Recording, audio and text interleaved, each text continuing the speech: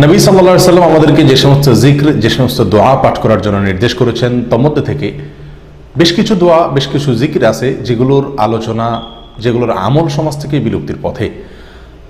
ঠিক সেরকম একটি জিকির হলো ইয়া যাল জালালি ওয়াল ইকরাম। সুনানে তিরমিজিতে বর্ণিত এক হাদিসে নবী সাল্লাল্লাহু আলাইহি সাল্লাম ইরশাদ করেছেন, আলিজু বিয়া যাল জালালি ওয়াল ইকরাম, অর্থাৎ তোমরা ইয়া যাল জালালি ওয়াল ইকরাম এই জিকিরটি, এই দোয়াটি বেশি থেকে বেশি নিয়মিত করো এবং এটাকে ধরে রাখো, আঁকড়ে ধরো। অথচ আঁকড়ে ধরা বা ধরে রাখা তো দূরের কথা, এটাকে অল্প সময় বা মাঝে মধ্যে করার আমলটাও সমাজ থেকে প্রায় বিদায়ের পথে। আল্লাহ সুবহানাহু ওয়া তাআলার গুণবাচক নামের অন্যতম একটি নাম হলো ইয়া যাল জালালি ওয়াল ইকরাম, যার অর্থ হলো হে জালাল, অর্থাৎ সৌন্দর্য, পূর্ণতা এর মালিক, বড়ত্বের অধিকারী, ওয়াল ইকরাম অর্থাৎ হে দাতা, হে মহান দানশীল, হে মুক্ত হস্তে এবং উদার হস্তে দানকারী। এই নামে আল্লাহ সুবহানাহু ওয়া তাআলাকে ডাকা বা আহ্বান করার মাঝে একাধারে আল্লাহ সুবহানাহু ওয়া তাআলার প্রশংসাও করা হয়, আবার তার কাছে চাওয়া হয়, প্রার্থনাও করা হয়।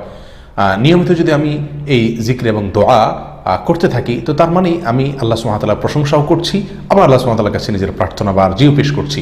আসুন সমাজ থেকে বিদায় হয়ে যাওয়া, বিলুপ্ত হয়ে যাওয়া এই আমলটিকে পুনরায় জিন্দা করার চেষ্টা করি এবং সকালে, বিকালে, সন্ধ্যায়, শোয়ার সময়, ওঠার সময়, যখন সুযোগ হয় এই জিকিরটি বেশি বেশি করি, ইয়া যাল জালালি ওয়াল ইকরাম। এবং এই জিকিরটি করার জন্য ওযুর প্রয়োজন হয় না, বিনা ওযুতে আপনি করতে পারেন, যখন সুযোগ হয় তখন করতে পারেন।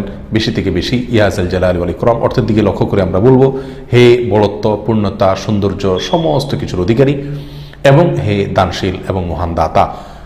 প্রশংসাও করছি, আবার যখন তাকে মহান দাতা ওয়াল ইকরাম বলছি, তখন নিজের বিভিন্ন চাওয়াকে মনে মনে স্মরণ করতে পারি, না করলেও চলে, কিন্তু আল্লাহ সুবহানাহু ওয়া তাআলা যখন তাকে আমি দাতা বলছি, তিনি তো আমার প্রয়োজনীয় কথা জানেন এবং তিনি নিঃসন্দেহে সেগুলো আমাকে দান করবেন।